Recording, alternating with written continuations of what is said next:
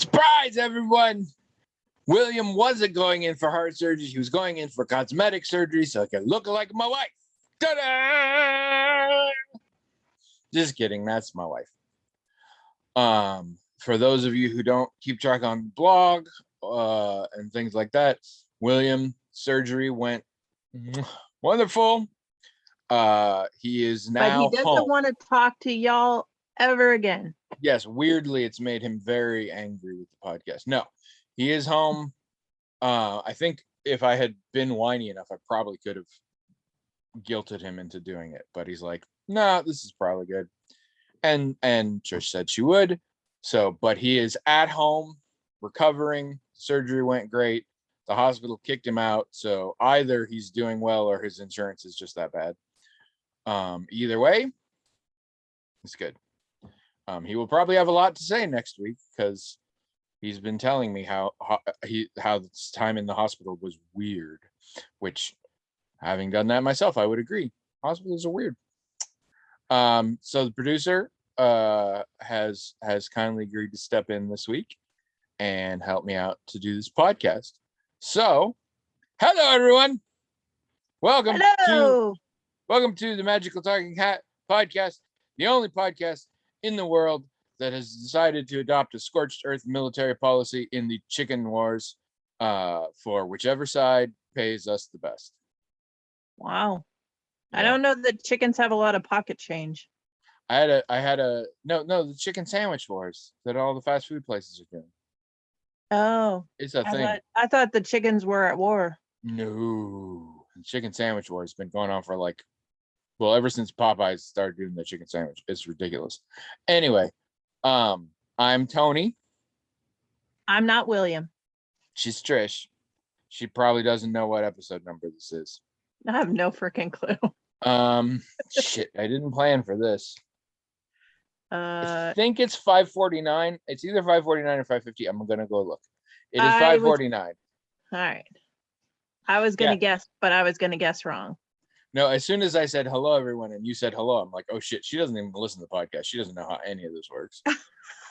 What was I supposed to say instead of hello? Nothing. That's the whole bit. I have a whole thing I say that you heard. Sorry. That is generally uninterrupted. No, I like the enthusiasm. I just remembered. I'm like, oh yeah, we call her the producer. She knows nothing about this show. No. Not a fan. Not a fan. No, that's why I'm the producer. She likes. If I listen to the show, I would have notes and I would make you change everything. So she refers to it as that 1 hour a week where I get some peace. Yeah. So I support the podcast by just walking away. Yes. This is my model trains in the basement. For those of you just joining us, that's not William, that's my wife. We are into a new era of things here, so I'll try and explain. We have a magical hat. We call it the Magical Talking Hat. Hat doesn't talk.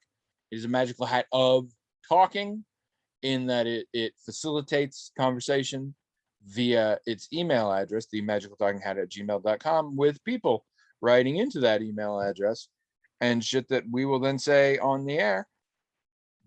Excuse me. And sometimes burp. And we just talk about it. That's it.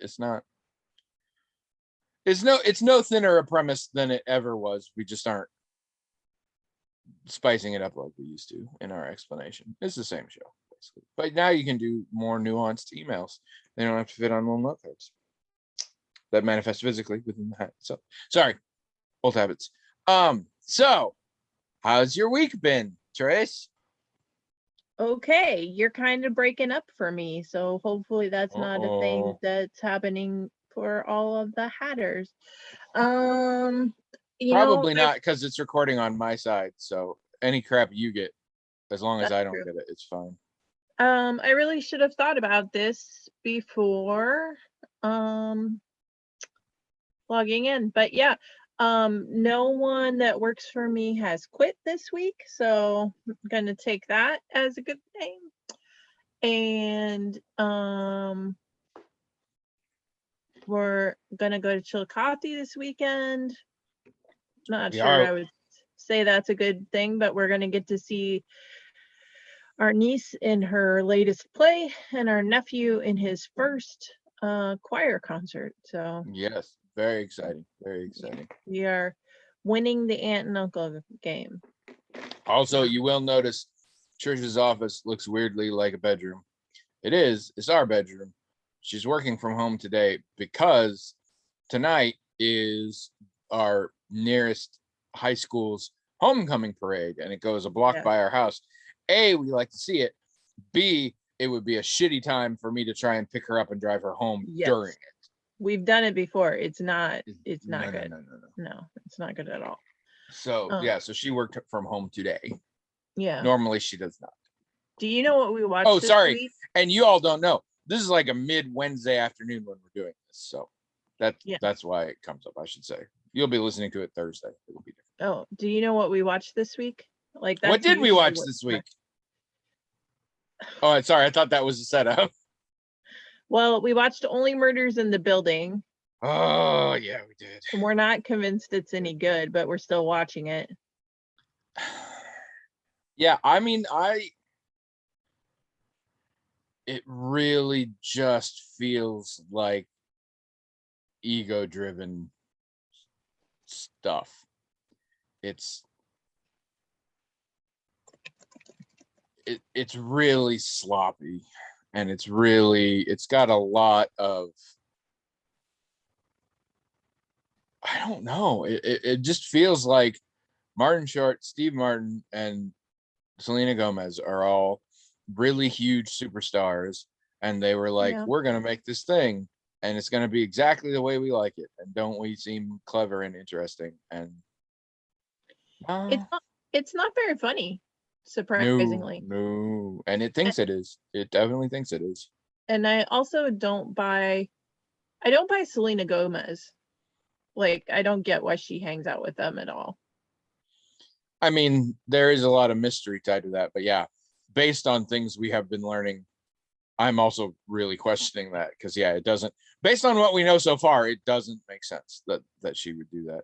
For those of you not familiar, it's a thing on Hulu, and it's somebody dies in a New York apartment building, and 3 people who just recently discovered that they all love the same true crime podcast decide they want to investigate it and essentially make their own true crime podcast about it.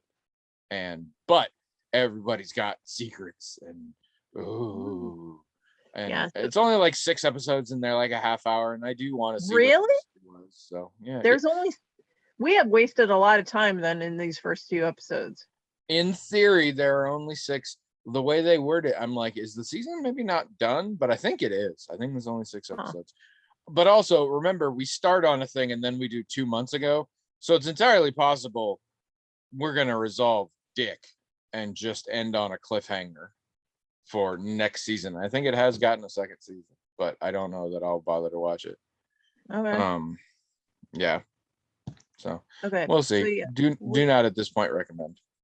We did that. I dropped out of What If because I couldn't take it anymore. Yes, I haven't seen the one today, but Trish is officially out of What If. We finished Brand New Cherry Flavor. I think I liked it better than you did. I think I liked it. Yeah. I was expecting, I mean, it was entertaining and it was very well done. Mm-hmm. I feel like it's going to be very forgettable to me. I could see that. I wanted it to have more of an impact on me. But I definitely don't regret seeing it, and I had a good time watching it. And I was telling the gaming group about it last night.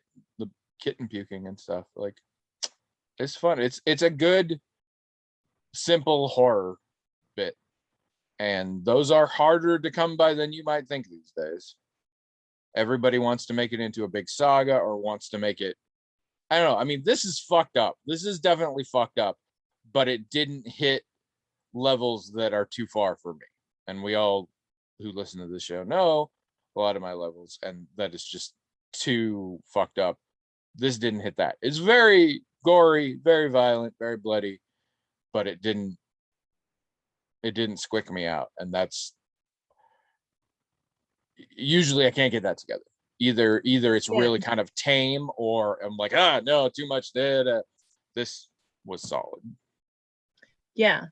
Which oddly enough, now I go back to Murders in the Building. Like it has a bit more gore than I was expecting, and it's just completely out of place to me. Like when I'm like, again, Steve Martin Short, that's not really what I was expecting or signed up for.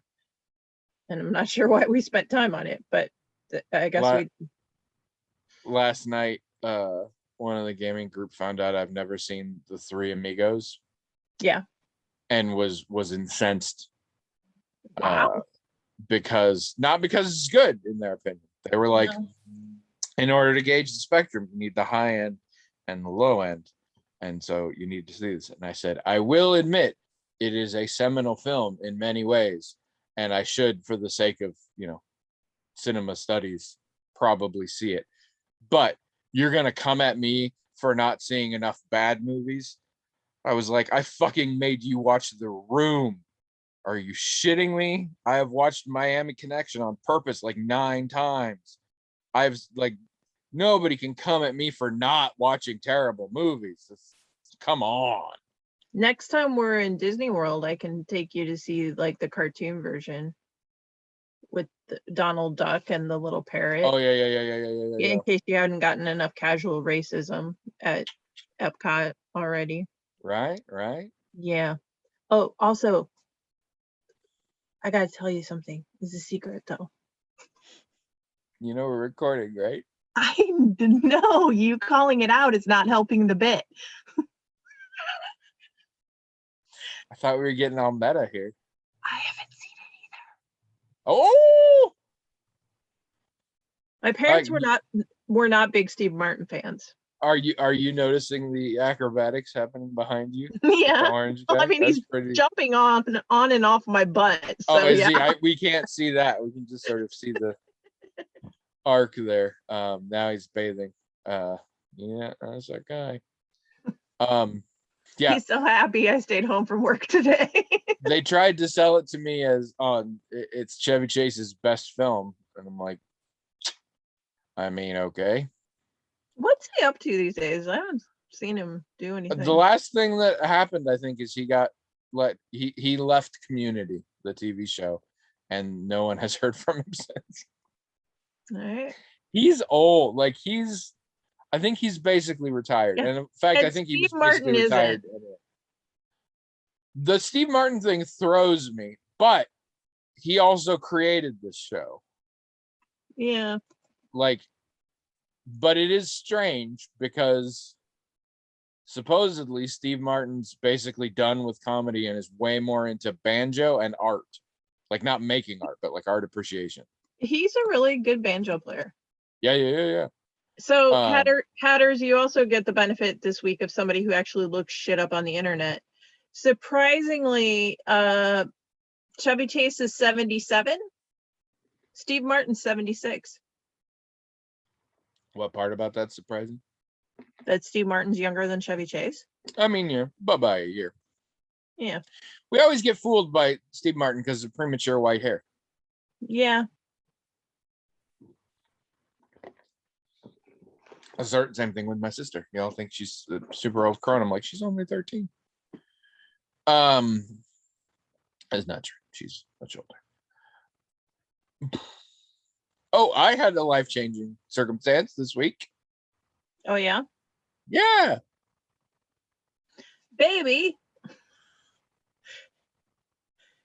We're recording. I'm just trying to help you out here. Sorry, we don't play this game a lot when William and I do it. If it's something we both know, we're like, oh yeah, you did. Tell him.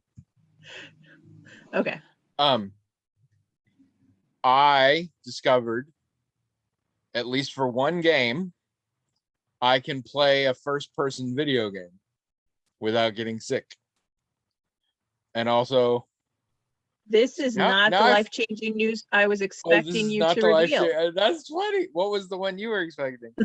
Therapy? I already have talked about therapy. Not today, you haven't. No, but that's not a new thing. That's Okay. Therapy continues. It's fine, but it's not a new they, thing. they haven't since the cured last him yet podcast. of whatever it is that's wrong with him. We've cured a couple of the things, but not some of the big ones. We've got a list. No, I now can play first person shooters apparently, and apparently I really like them. And this is amazing because it opens up a whole lot of games that were big deals that I couldn't play that maybe now I can. All the BioShock games, the Outer Worlds game, the Dishonored games, lots and lots of really cool ones.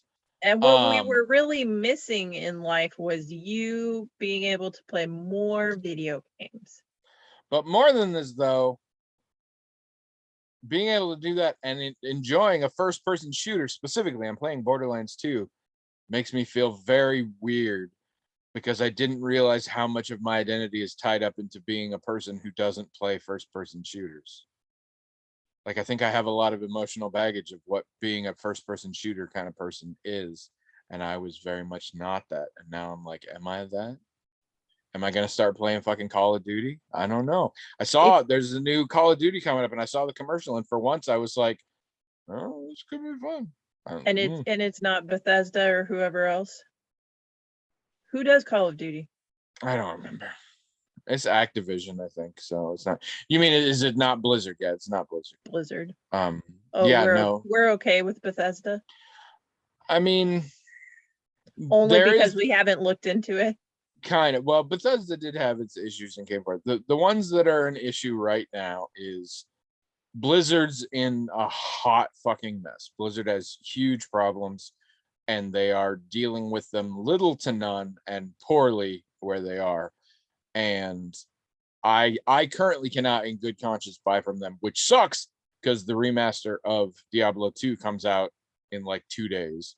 Yeah. And I want that fucking game, but I just don't feel comfortable doing it. YouTube tried to show me a preview last night. But yeah, not I can't do it. I still have some issues with Ubisoft, which is a problem because I haven't bought that last Assassin's Creed, but I'm in this place where I'm like, I don't play video games as much. Maybe I don't have to play some of these. And also the ones I tend to have more fun with are these little indie titles that are out there from companies that are only, made up of 6 people. So they haven't had enough time to create a culture of hostility and things like that. So I don't know. I'm playing it by ear. All I know is I'm definitely not getting anything from Blizzard anytime soon. And I mean, we'll see about Ubisoft and things like that. I'm not having the urge to play another Assassin's Creed right now. So we'll find out. I'm playing a lot of sad because I really want to see Valhalla. You can play it. I'm really enjoying Borderlands 2, and I'm still kind of enjoying Pyre, which is a very weird little indie game. It's odd. I think I might just about be done with Genshin Impact. Oh, really? Yeah. I play it once or twice a week, and it feels like a chore when I'm doing it, and that's a sign. When the game feels like a chore, I should stop playing. When's the next update? Oh, I think they've had one fairly recently, but I mean, so that nothing huge. The huge one was that whole new continent thing. Right. And I got into that. Yeah. That was like August though, or something. Yeah. But I mean, like the previous time they'd done one that big was like a year prior. Okay. That was literally 2.0. I gotcha. I was suddenly like, wait, I know how to phrase this in a way that's going to register for you. It was 2.0. Yeah, I don't know.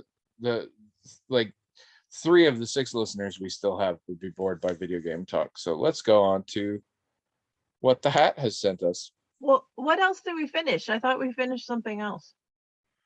We're not quite done with Kim's. We finished Hacks. We finished Hacks. Hacks is good. I said I liked Hacks. I didn't love Hacks. As it went on, I liked it even more. I think Hacks is good. Yeah.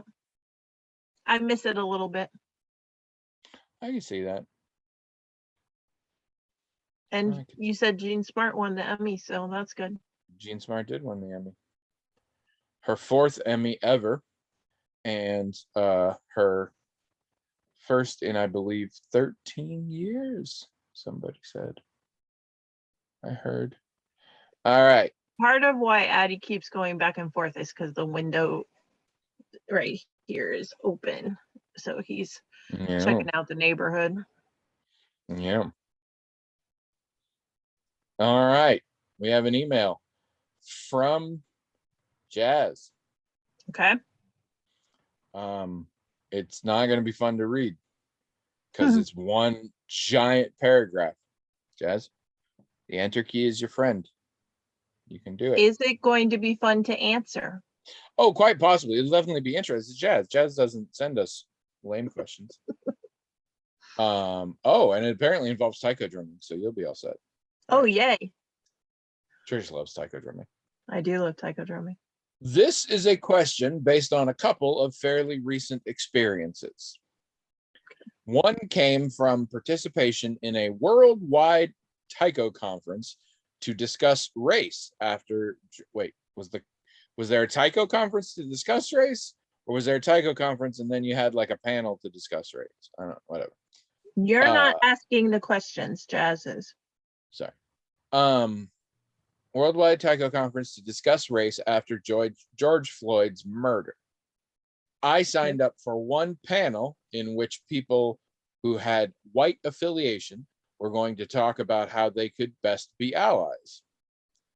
I got turned down by the organizers because they said I didn't really have white affiliation. My response was that for all intents and purposes, I do, as people treat me that way. But it was too late by that time anyway, as the panel had filled up. The other experience is that I was reading one of my cousin's posts. I said we're not the question askers, but so it sounds like this was an entire conference about race. It does, yes. And taiko. Yes. So I thought originally that Jazz was saying she wanted to go to the session. It sounds like she wanted to be on the panel. Yes. Is that how you understand it? Sounds like, yeah, she said, she was like, I'm a white person. Let me do it. And they're like, you're not white. Okay. Which, to be fair, I mean, this has come up on the podcast before. I've never been entirely sure what Jazz's ethnic affiliation is, and I would have guessed it was partially Asian. That's the thing. She comes out of the circus and like old Dickens novels. So I mean, I guess that's, I don't know. It's very weird. I assume she was birthed from some sort of musical theater. The other experience is that I was reading one of my cousin's postings on Facebook about their experience of being non-binary. And I thought lots of my experiences are similar to theirs. For instance, when I was really little, I thought there were two things one did to look fancy as an adult: shave your face and put on mascara. My dad very kindly used to take his razor blade out of his razor so that I could practice. So this got me thinking, am I non-binary? And my reaction is similar to the reaction I have when asked about my race. I could say that I belong to various categories, but I never strongly identify with a particular category, even a category like non-binary, which is kind of a rejection of other categories. So the question is, do you think there's an identity of non-identification? Or is that primarily a result of privilege or something else?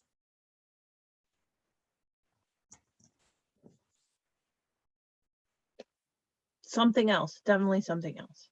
All right, next question. This obviously speaks very, very strongly to me. I mean, I'll say up front, I identify as white because my ancestry is white. So that's not particularly ambiguous for me, but my sexuality and my gender orientation are rather ambiguous. in a lot of ways. And this is a balancing act for me. I believe that the privilege I experience limits how much I am allowed to claim status within queer groups. But also I don't want to dismiss that, and I want to normalize that we're fucking everywhere, and there's never a solid answer for that. Yeah. And I think I mean, it's contextual, right? Because we've talked about before, you know, I am attracted to some women and to some men, which, you know, do we even have bisexual anymore? Or do we just call that? Pansexual is what we often call it, although I have discovered there are people who are like, I like men, I like women, I don't like anything in between. I have discovered that's a thing. Okay. I was shocked. I actually jokingly brought it up to some people, and they were like, "No, those people exist." And I've talked to some of them There is now. a difference, I guess. They're like, "I like my men manly and my women womanly, and we don't mix them." Right. And so, like, most people looking at me would say I'm a woman, and most people looking at you would say you're a man. Mm-hmm. And we married each other, and we're not doing the poly thing. So, or if we are, we're doing it very poorly. So, like, for most everyday purposes, my sexuality is irrelevant to any given situation.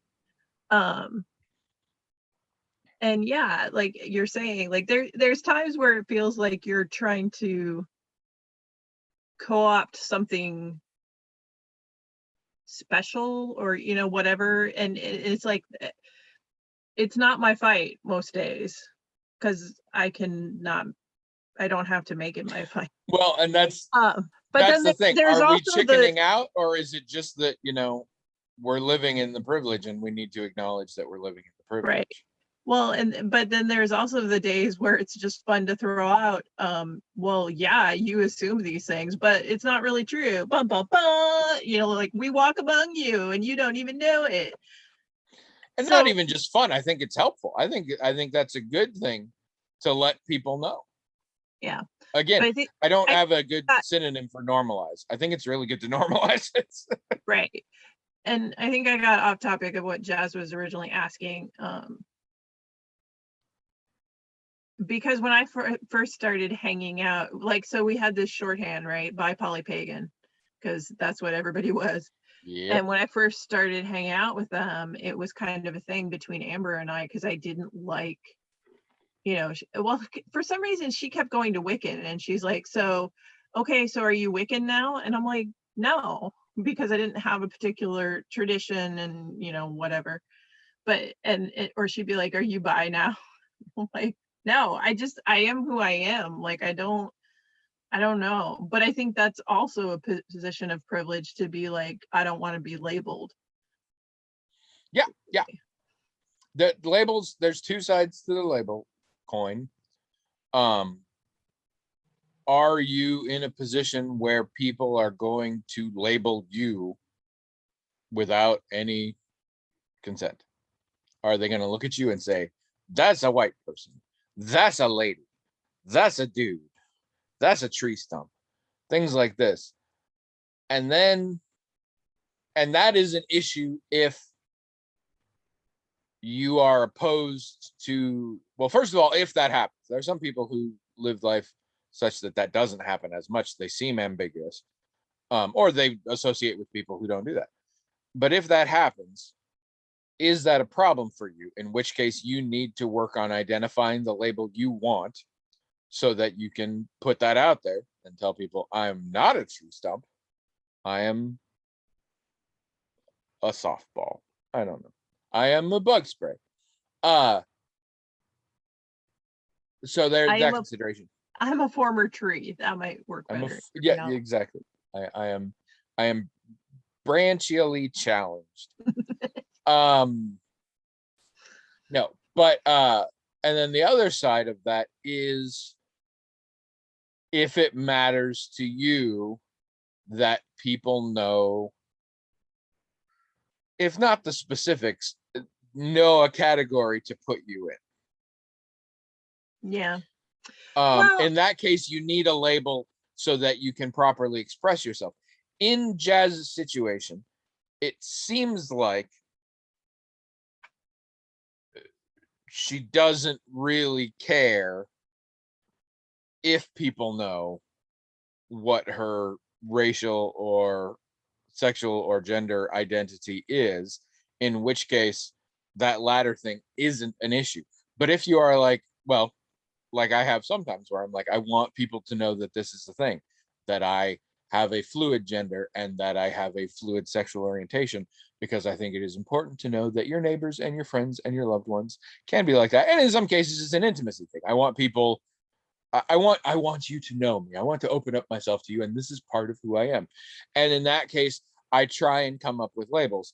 But one could also say, if it is that intimate, if it is a me talking to someone about it, I don't need labels. I can use descriptors.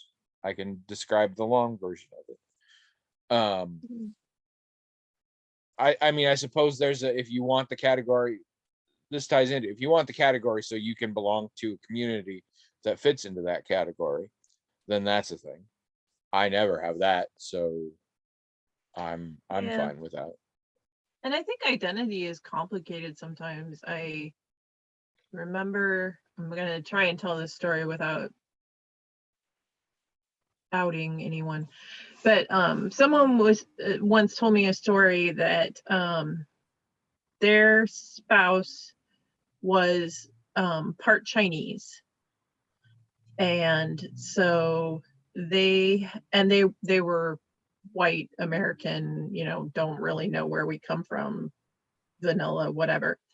And so they got married, they had children together, and they had raised their children with some knowledge of, like Chinese holidays, Chinese food, Chinese traditions, etc. And when the girls were in high school, thanks to DNA testing, we found out that dad was not actually part Chinese, and that it was just a familial story that had been told and was not actually true in any way, shape, or form.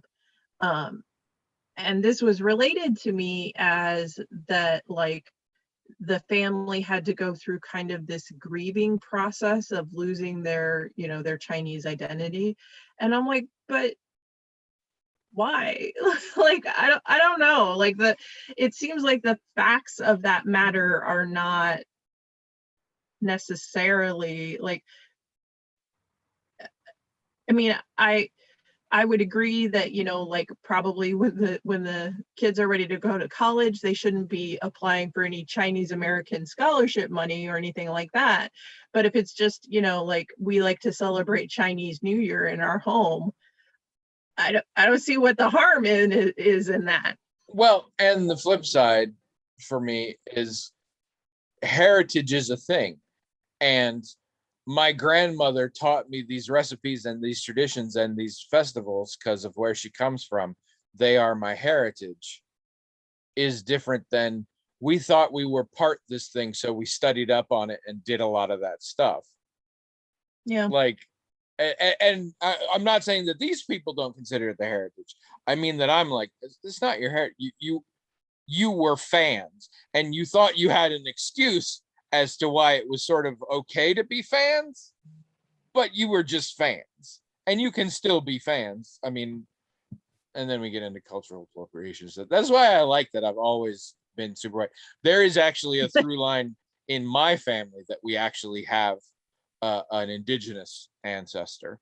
Oh, everybody has that.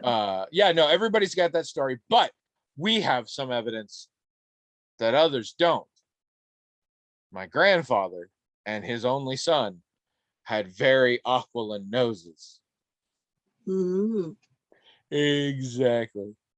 No, they definitely had a profile that, like, at certain time periods, they easily would have been cast in Dances with Wolves, they could have been an extra in the native scenes.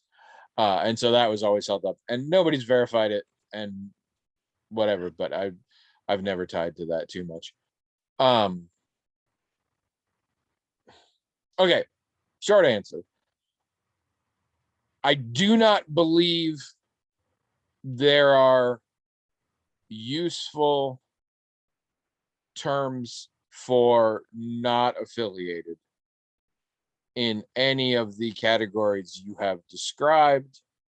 You don't think non-binary is a... I think non-binary is doable. I think, but it's, I mean, gender fluid also could be appropriate there. The racial one is tricky. You could go with mutt. Prefer not to respond. Yeah. And the sexual orientation, that's between you. But I do think there is a burden that she acknowledges, that if you get to go through life being treated as a straight white person and you get the privilege attached to that, there's a responsibility to be cognizant of that and to not, try on another ethnicity because you have a loophole or something. I don't. Yeah. But yeah, you could call yourself Jennifer. I'm very fond of the whatever the hell I want label. I like that one. And who does it apply? Like, at this point in your life, Jazz, why does it matter? The people who know you, who would want to know, who would need to know, you can talk to them about it, and everybody else, fuck them. But in the strict answer to the closest thing you were asking to your question, I don't, other than potentially non-binary, gender fluid, gender queer, I don't know that the other things have a sort of non-affiliated thing. I say lean into. I think it's weird that you are equating the two, because to me, gender fluid just means I'm not picking, whereas non-binary means I reject your entire paradigm. Like, they feel very different to me.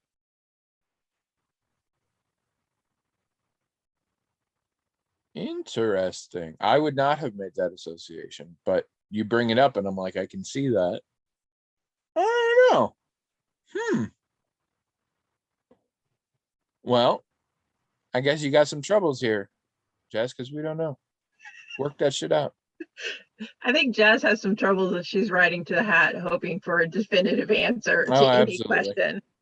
Like, even if it was, what are you having for dinner tonight? We probably still couldn't answer it. I don't think you've experienced. So I got obsessed for a little while with the McElroy brothers, and they have their little intro thing about. Yes, that. No, you have that. I'm saying the particular part I'm going to describe, I'm not sure you were there for. And they have their opening, about they're not experts and their advice should never be taken. They also have a thing in their live shows when they have an audience question. Once they're done with it, the ending is always, does that help? Every time. And I feel like that's what I'm like, oh, I hope that I am fascinated by this idea of, do non-binary and gender fluid mean different things? Get in the blog, talk to us, people, themagicaltalkinghat.com. And tell us what Jazz is. We need to know. All 6 of you. Everybody go and label Jazz in as specific and categorical ways as you can. I think that's going to help her out. All right, I think we got time for another.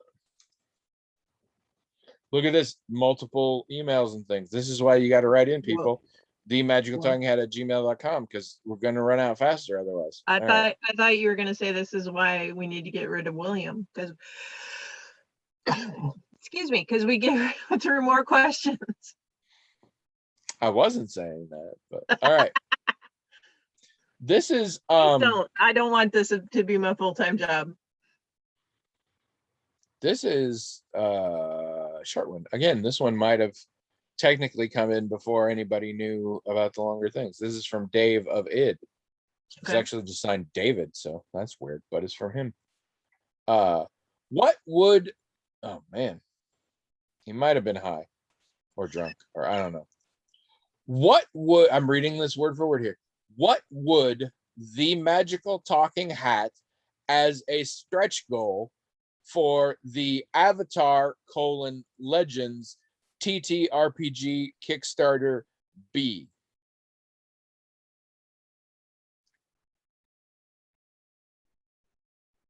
Good night, everybody. Okay. All right, I'm going to try and help break this down because I'm looking at it. It appears there is a Kickstarter for tabletop RPG for Avatar Legends. I don't know if this is Avatar The Last Airbender or if this is Avatar The Blue Kitty People. I have not heard of this Kickstarter. Let's go with Airbender. I feel like that's more likely and also going to be easier to work with. What would the magical talking hat want as a stretch goal, I guess?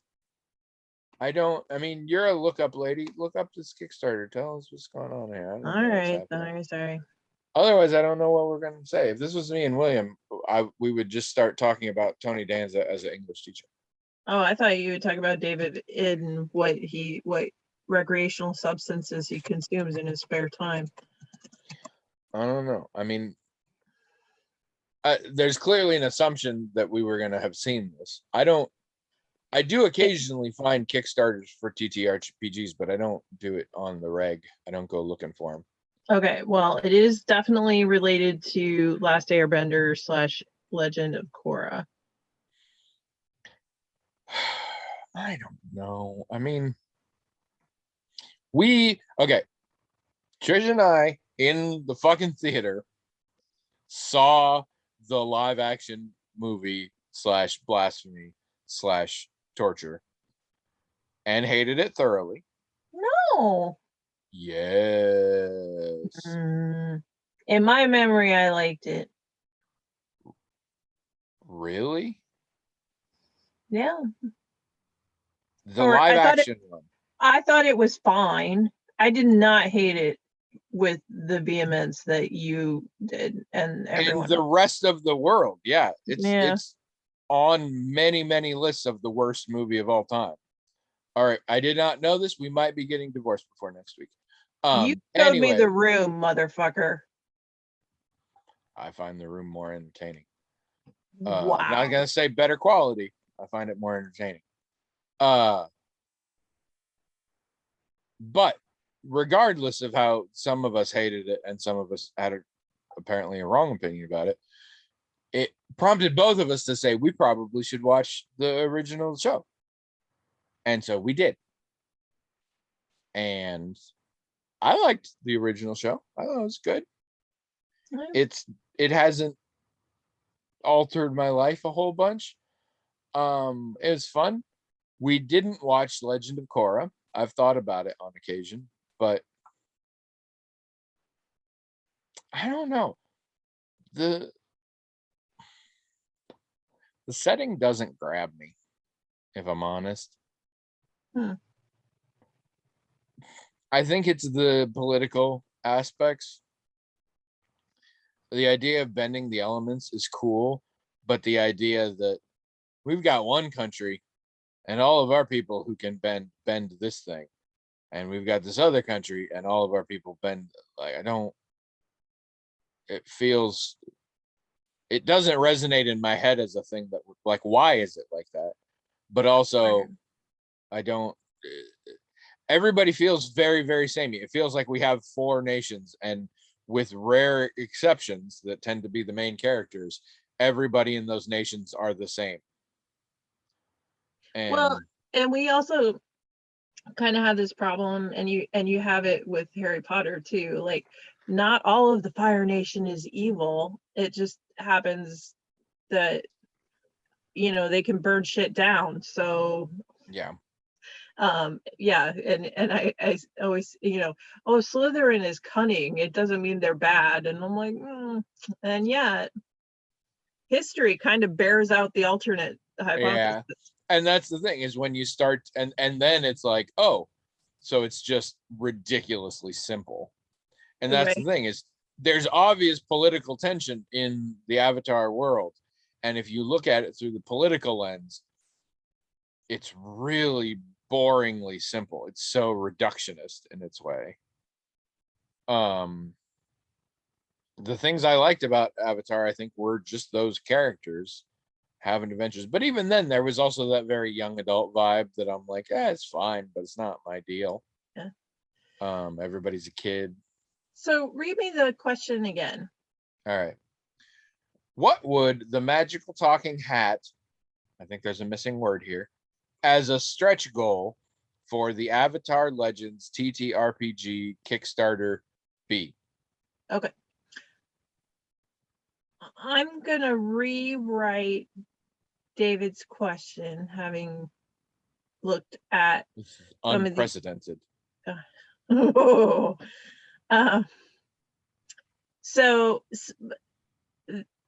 a lot of the stretch goals for this campaign, were things like custom dice and, fancy dice bag and whatever. But there also are many where they introduced new legends. So the original ones were built around Korra and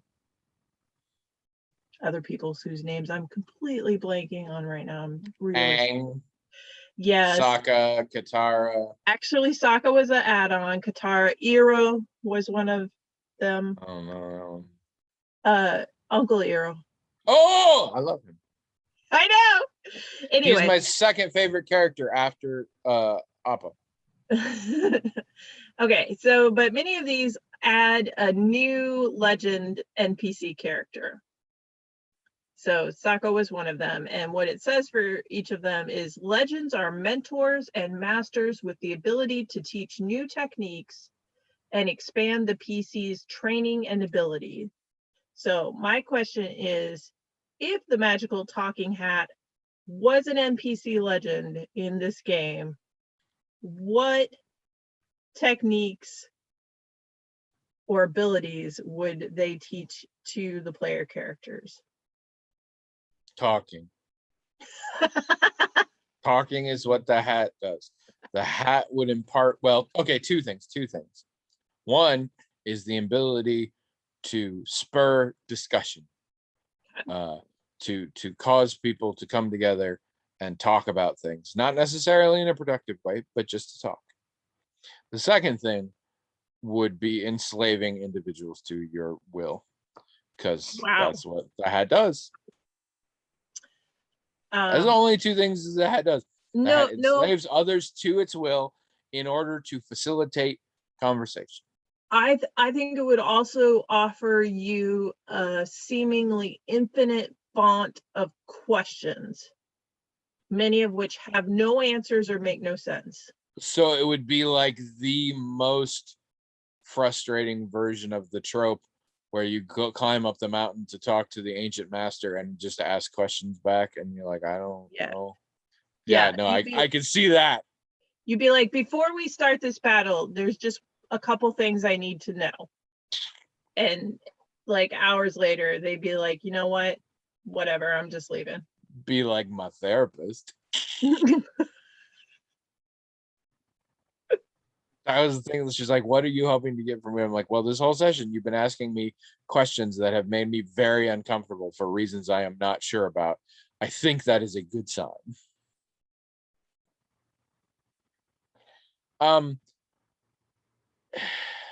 This is all, I mean, I feel like I'm shitting on this question, and I only like to do that on purpose. When I play a game based on a property, when it's a tabletop RPG, in a video game, different thing. Yeah. When it's a tabletop RPG, I also don't like having people from the thing involved. I don't want to meet Luke Skywalker when I'm playing a Star Wars game. You just want to play in the world. You don't want to. Yeah, because that's the only reason to do it for me. I don't know. In a video game, you got the voice actor, you make it look like them. There can be a thrill in that. Outside of that, it's either somebody who's doing, it's not going to be a great impression of Luke Skywalker, or it's fucking me doing an impression of Luke Skywalker, and I don't care. Original characters have always been my jam with role-playing games, even if they are homages and in some case kind of copies of other. Because sometimes you do that. You're like, you know what? I'm going to play Malcolm Reynolds in this, but you don't play Malcolm Reynolds. You play somebody like Malcolm Reynolds because then you have the ability to grow and do different things, and you don't have to be like, I would never do that because Malcolm Reynolds would never do that. Yeah, I was gonna say Starting that's point. the other place where it gets weird is like, would that character, like we've seen that even within Star Wars canon, like characters do things that I'm like, that Yeah. character wouldn't do that. And I know people who very strongly oppose this school of thought in the world of role playing. They're like, if you want to do Malcolm Reynolds, just play Malcolm Reynolds, call him Malcolm Reynolds. Yeah. And I'm like, no, if you want to play Malcolm Reynolds, find out why you want to play Malcolm Reynolds, and then make a character that capitalizes on that thing. So, but I brought up the Firefly RPG. It was original characters, wasn't it? And when you guys did Dresden, Yes. that was original characters. Yes. Okay. Yes. They have stats for the other ones. I never use them. I never have them show up. That's the other thing. Like a lot of those characters, if you use them as characters, they'd be way overpowered. It is more common. Well, like this one said, these are mentors. These are Yeah. ones that show up to do things. It is rare you actually can play the characters from a thing, because if it's become a thing enough that it's had its own role-playing game, it's already had a large story arc where they've fucking saved the world or ascended to godhood or whatever. So it'd be like, do we do it? And if you're like, well, let's play them at the beginning when they were little babies, well, then it's going to feel weird that you're not just going through the plot of the show or right, the book or whatever. So yeah, frequently. Like, oh yeah, it's time for me / Buffy to die now, because that's a thing.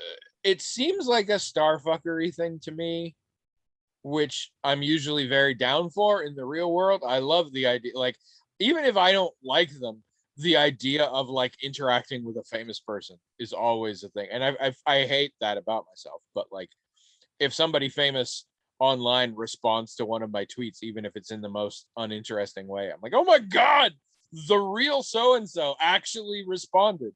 The fact that Guy Brandon follows me on Twitter, I love to this day. I am confident he has never read a tweet of mine besides the first one he read that caused him to follow me, but it still excites me. But I can't make that leap into pretending to brush up against celebrities, essentially. Yeah. Like, the idea of meeting the guy who does the voice, the idea of meeting Mark Hamill or interacting with Mark Hamill seems awesome. The idea of playing in a game where David pretends to be Mark Hamill, the appeal's not there. I'm not saying I would be opposed to him pretending to be Mark Hamill, but I'm like, it's definitely not scratching that same itch. I've got 2 questions for you. Mm-hmm. Well, I guess 3 questions, because I'm going to preface this one with a question. What's that thing where you can like pay celebrities to like Cameo. call your email? Okay, so what if you could via Cameo get the actual actor playing a character to participate in your role-playing game? 1000%. In a fucking heartbeat. All right. Goddamn Nathan Fillion puts on the space cowboy outfit and sends us a wave to our crew saying he's got a job for us or whatever. Not only would I pay what must be easily $1,000 for that 2-minute video, every campaign I would run from then on would be a Firefly campaign, which started with Malcolm Reynolds sending you 100%. I am amazed I have not spent money on Cameo already. I was in heaven watching a Cameo video that was sent to a high school friend of mine that he put on Facebook, Alton Brown, talked to him, and he did it through the fridge cam. He fucking did it. He opened the fridge. He was there. And he talked about this guy. And that's how much of a starfucker am I. I'm like, I know, or at least knew 25 years ago, the guy Alton Brown is talking about in his video. Because he was paid to. Yes. And that he's never met and never will meet. Like, and he didn't even talk about things I know about him. It was like current shit, you know? Like, but I was still like, oh God, Alton's talking to Mason. I know who Mason is. Ah. I mean, I loved that I was behind Alan Thicke in line at a restaurant once. I didn't even particularly like Alan Thicke. Didn't talk to him. Didn't do anything. But I still, to this day, I'm like, that was so awesome. Like that I buy into. And if it's the real person. If Dave of Id does a video, if he puts on the Space Cowboy out, okay, I gotta admit, I kind of am into that too, but not in the same way. But if Dave of Id wants to dress up as a Space Cowboy and send a video that sends my team on a mission, I'm there for it. If any of you want to do that, if any of you would like to put on a Space Cowboy outfit and record a video sending my space crew on a mission, put it on the blog, themagicaltalkinghat.com, and we'll all love it, and we'll all do games from there. And that will be the stretch goal. I want the Avatar Legends TDR TV, Ruth Bader Ginsburg stretch goal to be the creators will dress as a space cowboy and send my space crew on a mission and pretend to be Mark Hamill. And that's what I want. That's what the hat wants. That's what the world wants. That's yes. What the world needs now is more amateur video space cowboys. Tony loves cosplay, you guys. I do. I love watching that. Did I tell you with Borderlands 2? So I'm playing Gage, and you looked up Gage. You looked up her whole backstory and all that. I had seen so much cosplay as her over the years, and now I'm like, oh that now you recognize. Yeah. And the same thing with Moxie, who runs the bar in Sanctuary.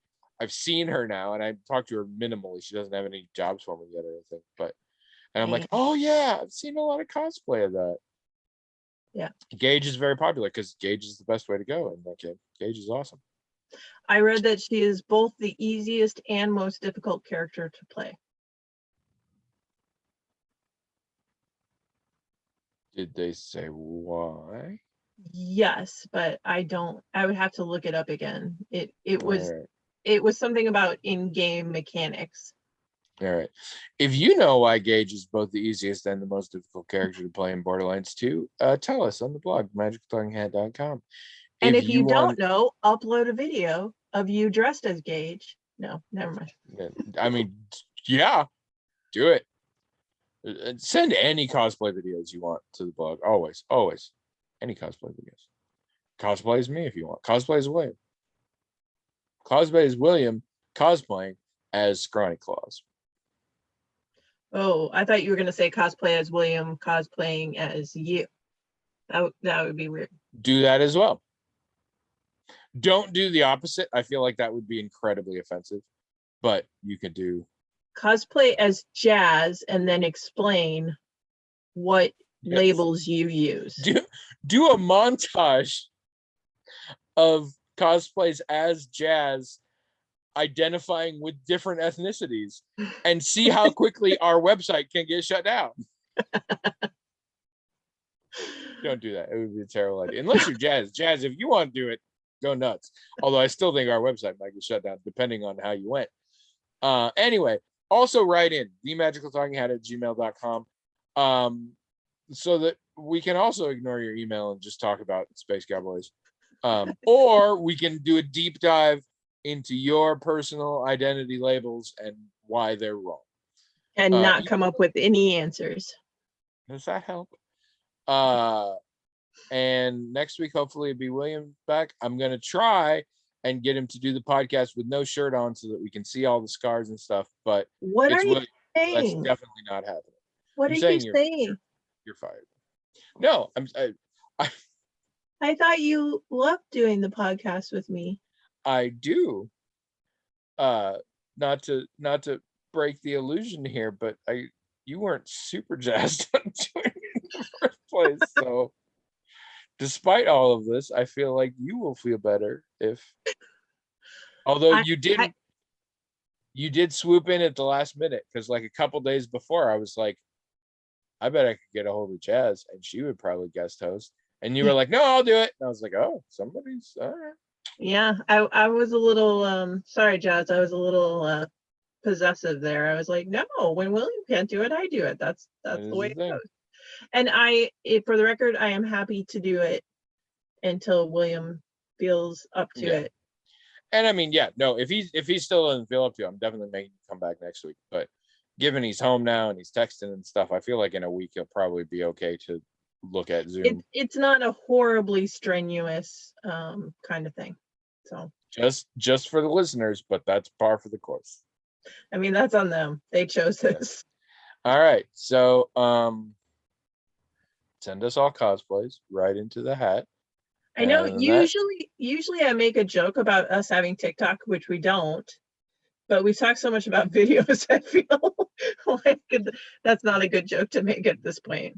don't do it on TikTok. We won't We'll never know see it. what's happening. Yes. We are Also, too old for TikTok. yes, legally, it's a thing. But If you're under 13 or as old as we are. specifically. And then next week, bug spray.